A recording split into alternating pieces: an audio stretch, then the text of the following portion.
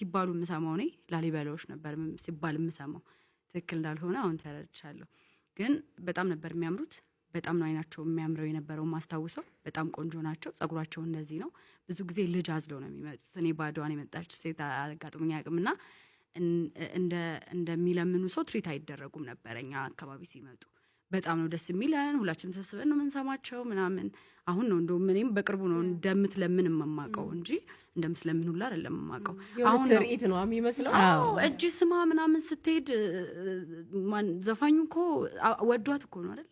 በጣም በድምጿ ተማርኮ ነው እያለ ያለው እንጂ ልትለምነኝ መታ ብር ሰጥቻት ሄድኩኝ ምናምን የሚል ነገር የለውም ጽሁፉ ላይና የመሰለኝ በጣም የምታምር ሴት ድምጿ ደግሞ በጣም የሚያምር ጎሳዬ ከሷ ፍቅር ይዞት ከጧት ራሱ ከእንቅልፉ ሲነሳ ምን ያህል ስሜቱ ታድሶ እንደሚነሳ እሷ ስትመጣ ምን ያህል እንደሚማረክ ሲመጣ እንኳን ሲሰማት ድምጿን ማለት የነበረውን ነገር ነው ለማሳየት የፈለኩት እንጂ በፍጹም ሌላ ኢንቴንሽን አሁን ስታስቢ ቪዲዮንም ስታዩ ሌላ ኢንቴንሽን እንደሌለኝ ያስታውቃል።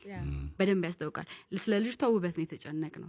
እንደውም ያደረገችውን ቀልባ ወደ 20 ምናምን ሺህ ብር ነው የሚሸጠው እንዴት ትለምናለች እያሉ ነበር። ትንሽ አስወደዱት እነሱ።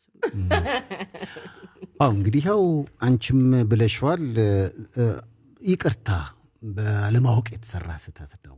በጊዜውም አሁን እንደኛ አይነት ቀደም ያለ ትውልድ ብታገኝ ኖሮ በታማክሬን ይሄን ታይ እንል ነበር። ምክንያቱም በጊዜው ያኔ ደብዳቤዎች ተጽፈው ለሚዲያዎች የዘፈን እንዳይተላለፍ ተብሎ ስለነበረ እኛም እናግዝሽ ነበር። ለማንኛውም እንደገና ይቅርታውን ማቅረብ ትቻለሽ። በጣም በጣም በደስታ በጣም በኩራት ይቅርታውን ስጠይቅ አንድ ደግሞ ሌላ የተረዳሁት ነገር እዛው ብቻ እንደዚህ አይነት ሰዎች ይመስሉኛልና በጣም በጣም በጣም ትልቅ ስድብ ሲሳደቡ የነበሩ ሰዎች መልሼ ይቅርታ ስጠይቃቸው ደግሞ እነሱም በጨዋ ደንብ ይቅር በይኛንም መሰደባችን ትክክል አይደለም እኛም ምናምን ብለው በጣም ነው ተች ያደረጉኝ እኔ ማለት ነውና